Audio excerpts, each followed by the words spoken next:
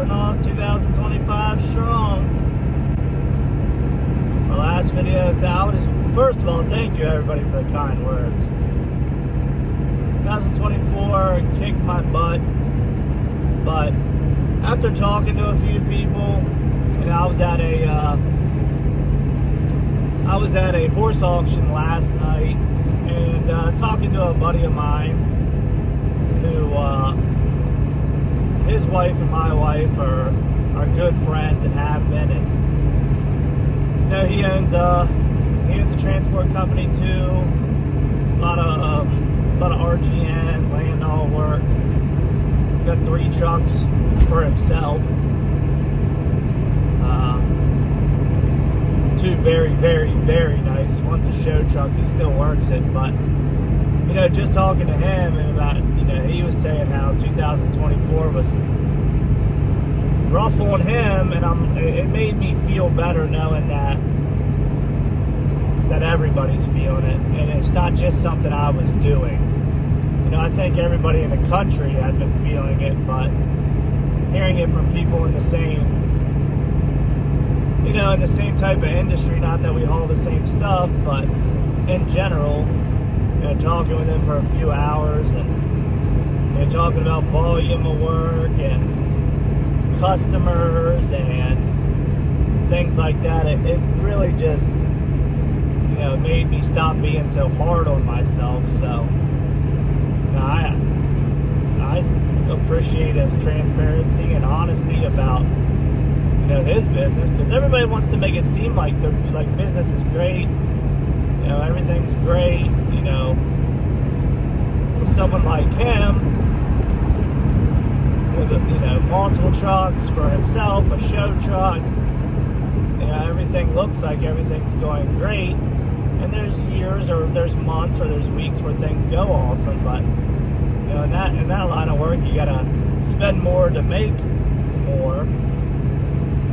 And his repairs are, you know, he just replaced an engine in one of his trucks. The ISX in it finally blew up, and you know, swapped it to a cat, so that's not cheap.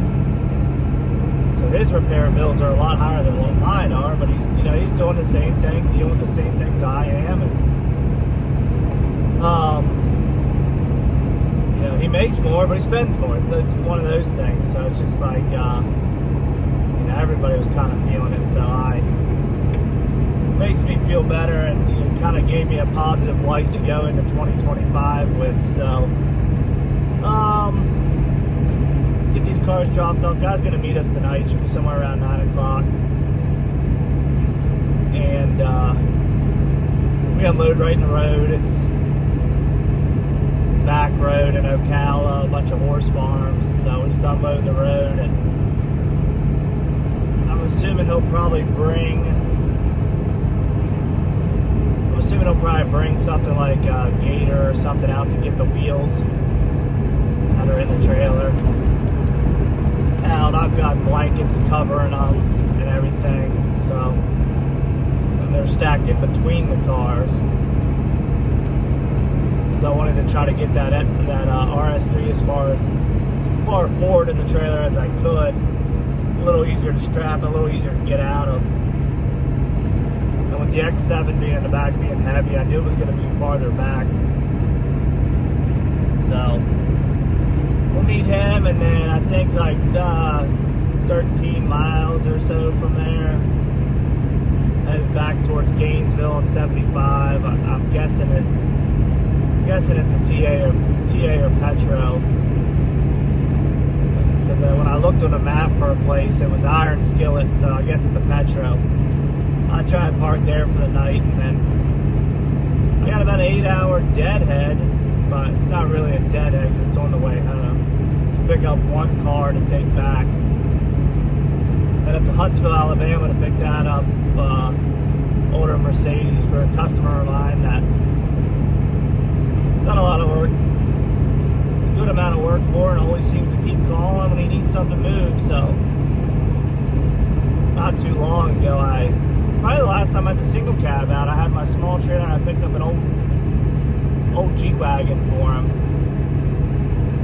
And he had just moved close to me recently, so he's been hitting me up for all his buying and selling.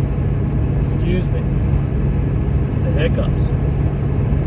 Trying to chug water all day after being sick. I didn't sleep very well last night because my throat was so sore. I was real congested, but feeling a lot better today. Of course, I didn't have any medicine in the house last night I could have taken, but also I didn't want to take anything like cough medicine or anything that was going to make me drowsy because I knew I had to get up early. I was like, I'd rather be tired from not getting enough sleep than be tired from taking medicine, because that stuff is no joke when it comes to making you drowsy the next morning. I don't like it. I'd rather suffer through the night than be a zombie the next day, especially on a long day. But anyways, we'll get down here and then we'll get parked up for the night. Probably just call it a night. I really need to get a shower tonight. Get a shower tomorrow after I load. And yeah, just find a spot to park and get a good amount of sleep tonight. I should be able to get, because I got time.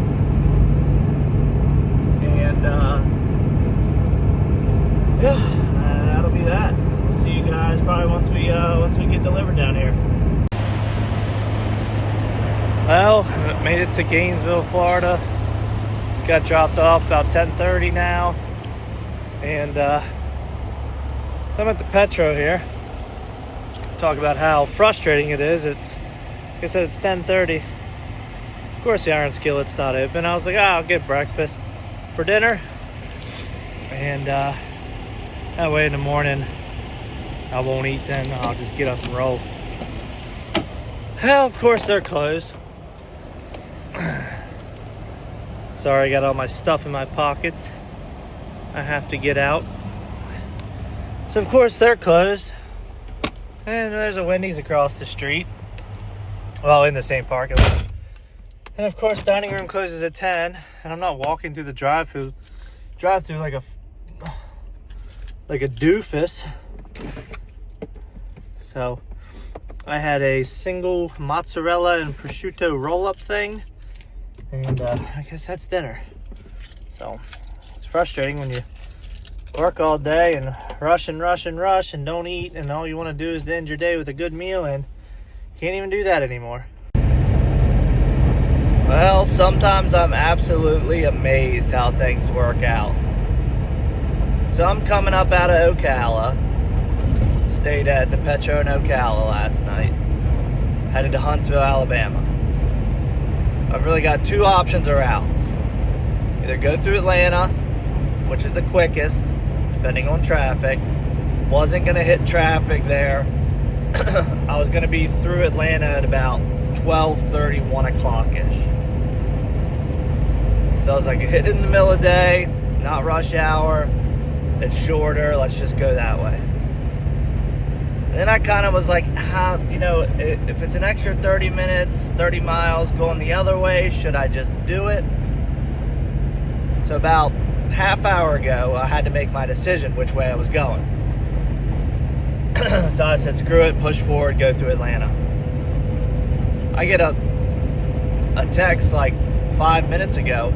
Hey, would you be interested in quoting a car from Manheim, Atlanta, back to Chambersburg, Pennsylvania?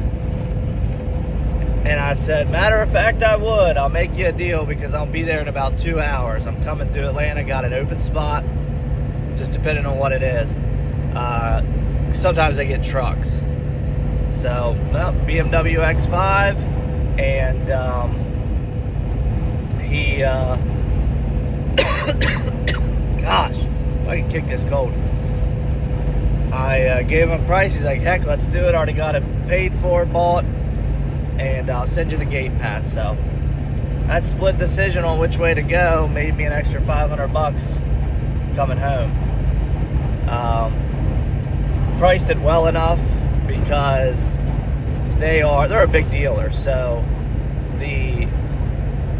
I want to say the owner or the son of the owner of the dealership was just gonna fly down and bring it back. So might be like a personal car for them, or they have somebody looking for it and they want to get it back. So sometimes you gotta kind of wheel and deal, and I'm getting an extra $500, which is 80 cents a mile, 90 cents a mile. But I already have another car in the trailer that is an enclosed car, paying very well, coming from Alabama. So it worked out. So he sent me, he just texted me, sent me the gate pass. So we're about 2 hours from there. We'll stop, grab that, just put it in the trailer anywhere, and then get to the Huntsville, back that out, put the Mercedes in the front, and then put that in the back, and make us a little extra money going home. Welcome to Manheim, Atlanta, one of my favorite places. Nice G-Wagon. Remember the last time I was here, I tried to pick up that old military Red Bull truck. Failed to get paid all the money he owed me on the time I spent trying to get that and all the miles I drove to get here. I don't see it back there, so unless they moved it, I don't know how he would have got it moved. But we're headed to the BMW section here. Got a X5 BMW. Really like that British racing green color on those. I'm gonna stop the video and try to find my car because I'm using lot vision, but it should be somewhere up here. That one's got California tags on it. 2024. See if we can't find ours here. Well, we got her. Favorite color interior. Set a dead battery that I had to jump. I had to wheel out one of their big jump box on wheels. That was a pain in the butt, but especially because it was right by the security shack. We didn't have any handheld jump boxes, but sometimes you gotta do what you gotta do. So waiting this line to get checked out and then load up and head to Huntsville. Well, you gotta be a certain kind of dumb to park right here while I'm trying to load this car. But this says it all right here, U-Haul tow dolly. They have absolutely no idea what they're doing, and no one's around. Well, it was dark when we picked this thing up last night. Ooh, I about lost my voice from being sick. So, this clean old 92 Mercedes, it's a 500 SE or something like that. So, excuse my voice. Climb in here. It's our last stop. We can go home. It's been kind of snowing, but I'm sure we'll hit more on the way home. But customer I just passed him, he was going to pick his kids up from school, so give me a couple minutes to get this thing unloaded. That isn't annoying or anything. Give me a couple minutes to get this thing unloaded and then get paid and done for the week. Good news is we're only about an hour from home, so let's get this thing unloaded.